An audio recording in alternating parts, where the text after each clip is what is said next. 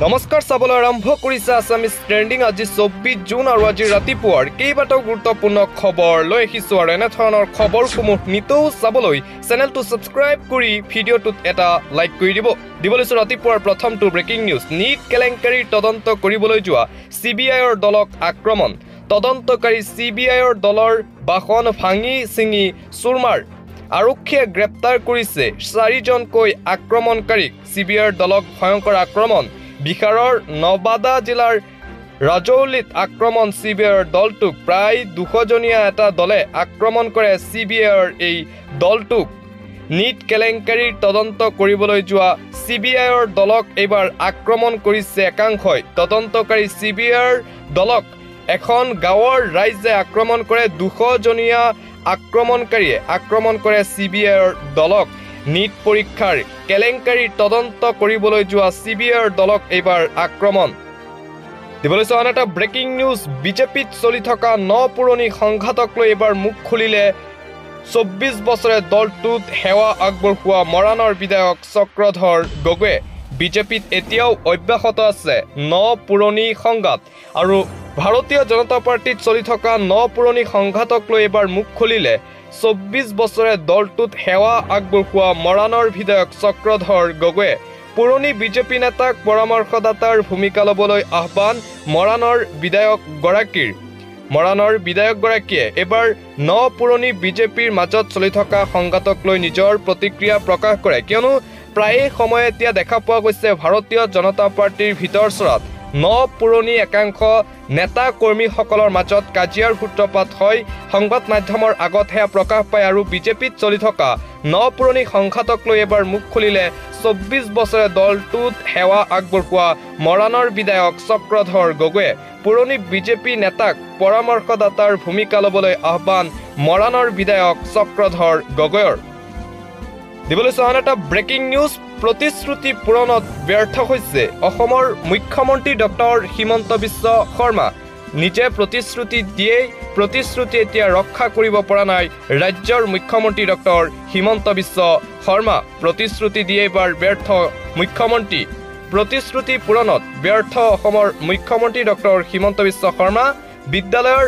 ৰান্ধনীসকলে এতিয়াও পোৱা নাই পাৰিশ্ৰমিক নিৰ্ধাৰিত সময় পাৰিশ্ৰমিক আদায় দিয়াৰ প্ৰতিশ্ৰুতি দিছিল চৰকাৰে কিন্তু ব্যৰ্থ মাহৰ 5 তাৰিখে দৰমহা আদায় দিয়াৰ প্ৰতিশ্ৰুতি দিছিল ৰাজ্য চৰকাৰে মাহিলী 1500 টকাকৈ পাৰিশ্ৰমিকৰ প্ৰতিশ্ৰুতি আছিল চৰকাৰৰ কিন্তু সেই প্ৰতিশ্ৰুতি আজিও পালন নকৰিলে ৰাজ্য চৰকাৰে 2 মাহত মাত্ৰ 2000 টকা মুকলি কৰি দিছে ৰাজ্য চৰকাৰে হিমন্ত বিশ্ব চৰকাৰৰ বিৰুদ্ধে সৰব সদৌ অসম মধ্যাহ্ন ভোজন ৰান্ধনী সন্থা শীঘ্ৰেই প্ৰতিশ্ৰুতি পূৰণৰ দাবী ৰান্ধনী সন্থাৰ মধ্যাহ্ন ভোজনৰ আঁচনি NGOক হস্তান্তৰকৰণৰ বিৰুদ্ধেও সমালোচনা শীঘ্ৰেই প্ৰতিশ্ৰুতি পূৰণ কৰি চাকৰি নিয়মীয়াকৰণৰ দাবী মাহিলী বেতন 9000 টকালৈ বৃদ্ধি কৰাৰ আহ্বান ৰান্ধনীসকলৰ প্ৰতিশ্ৰুতি পূৰণত এইবাৰ ব্যৰ্থ হৈছে অসমৰ মুখ্যমন্ত্ৰী ডক্টৰ হিমন্ত বিশ্ব শৰ্মা পৰৱৰ্তী খবৰ হলনি হ'ল ৰাম মন্দিৰৰ কেইবাটাও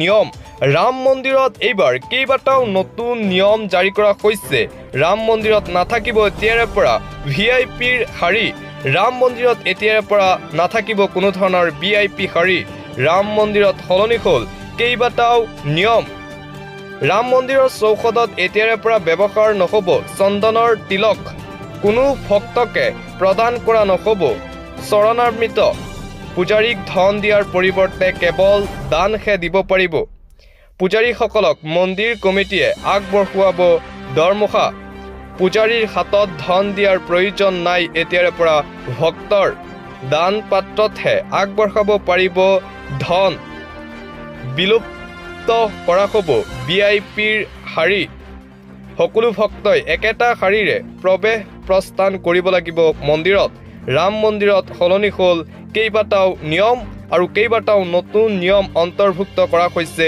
ৰাম মন্দিৰত আন এটা গুৰুত্বপূৰ্ণ খবৰ বিজেপিক ভোট নিদিয়াৰ বাবে হত্যা কৰা হ'ল নেকি দুই ভাতৃ হত্যাকাণ্ডক লৈ এতিয়াও ৰাজ্যত তুলপাৰ হৈ আছে আৰু তাৰ মাজতে এটা প্ৰশ্ন উত্থাপন হৈছে যে ভাৰতীয় জনতা পাৰ্টিক ভোট নিদিয়াৰ বাবে হত্যা কৰা হৈছিল নেকি দুই ভাতৃক এই প্ৰশ্ন এতিয়া চৰ্চাত আহিছে ৰাইজৰ মাজত। দুই ভাতৃক হত্যাকাণ্ডক লৈ তোলপাৰ সমগ্ৰ ৰাজ্য।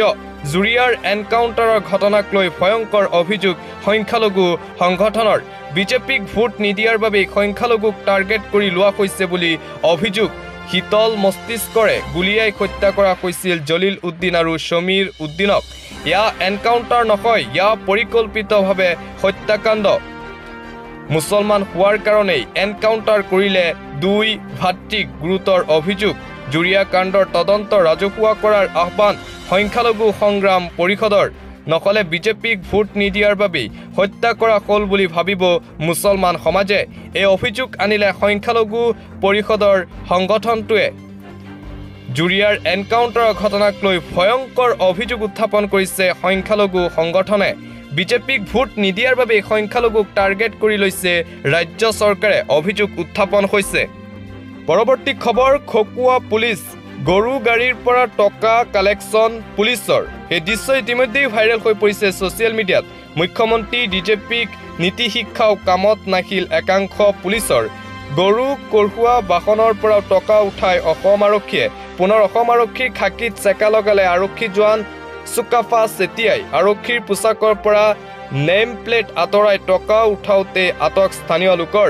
ডিগবৈৰ ১ নং বৰবিল ৰাষ্ট্ৰীয় ঘাইপথত টকা উঠাইছিল পুলিচগৰাকীয়ে। অভিযুক্ত চুকাফা চেতিয়া ডিগবৈ আৰক্ষী থানাত কৰ্মৰত। টকা লৈ থাকোঁতেই স্থানীয় লোকে কৰায়ত্ব কৰে চুকাফা চেতিয়াক। মুখ্যমন্ত্ৰী ডিজেপিৰ নীতি শিক্ষাও যেন কামত নাহিল একাংশ খকুৱা পুলিচৰ।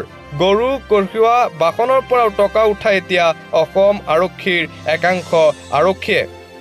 দিবলৈ আন এটা গুৰুত্বপূৰ্ণ খবৰ, হিন্দু যুৱতীক পলুৱাই নিয়া যুৱকলৈ এবাৰ আৰক্ষীৰ গুলী, গুৰুতৰভাৱে আহত মান্নান আলী।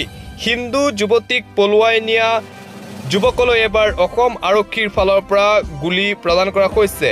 কাছাৰৰ লক্ষীপুৰত আৰক্ষীৰ গুলীচালনাৰ ঘটনা। বেলেগ ধৰ্মৰ যুৱতীক লৈ পলাই যোৱা মান্নান আলীলৈ আৰক্ষীৰ গুলী। এগৰাকী ২৫ বছৰীয়া যুৱতীক লৈ পলায়ন কৰিছিল মান্নান আলীয়ে। দুটি সন্তানৰ পিতৃ মান্নান আলী। মান্নান আলীৰ বিৰুদ্ধে অপহৰণৰ গোচৰ ৰুজু। যুৱতীগৰাকীৰ পিতৃৰ একাংশ যুৱকে মিলি ইটা নিক্ষেপ কৰে মান্নানৰ বাসগৃহত। ঘটনাৰ পিছত সোণাই থানাত আত্মসমৰ্পণ কৰে মান্নান আৰু যুৱতীগৰাকীয়ে। নিশাই সোণাইৰ পৰা শিলচৰলৈ আৰক্ষীয়ে লৈ যায় মান্নান আলীক। গাড়ী ৰখোৱাৰ সময়তে জোৱানক গোচা মাৰি পলায়নৰ চেষ্টা মান্নান আলীৰ। পলায়নৰ সময়তে আৰক্ষীয়ে চলাই ২ ৰাউণ্ড গুলী। ভৰিত গুলী লাগি আঘাতপ্ৰাপ্ত হয় মান্নান আলী। মান্নানৰ আক্ৰমণত আহত জোৱানজনৰ সৈতে মান্নানক শিলচৰ মেডিকেল কলেজ হাস্পাতালত ভৰ্তি কৰোৱা হৈছে। দিবলৈ আন এটা অতিকৈ গুৰুত্বপূৰ্ণ খবৰ, কাৰাগাৰত ৩ মাহ কেজৰিৱালৰ ওজন কমিল ৮ কেজি। কাৰাগাৰত ৩ মাহ থকাৰ পিছত দিল্লীৰ মুখ্যমন্ত্ৰী অৰবিন্দ কেজৰিৱালৰ স্বাস্থ্যৰ অৱনতি। কাৰাগাৰত উদ্বেগজনকভাৱে শৰীৰৰ ওজন কমি আহিছে দিল্লীৰ মুখ্যমন্ত্ৰী অৰবিন্দ কেজৰিৱালৰ। আপৰ শীৰ্ষ নেতাগৰাকীৰ স্বাস্থ্য ভাঙি পৰা বুলি দাবী কৰিছে দলৰ নেতাকৰ্মীসকলে। আপ নেতাকৰ্মীসকলে দাবী কৰা অনুসৰি ৩ মাহত কাৰাগাৰত কেজৰিৱালৰ ওজন প্ৰায় ৮ কিলোগ্ৰাম কমিছে।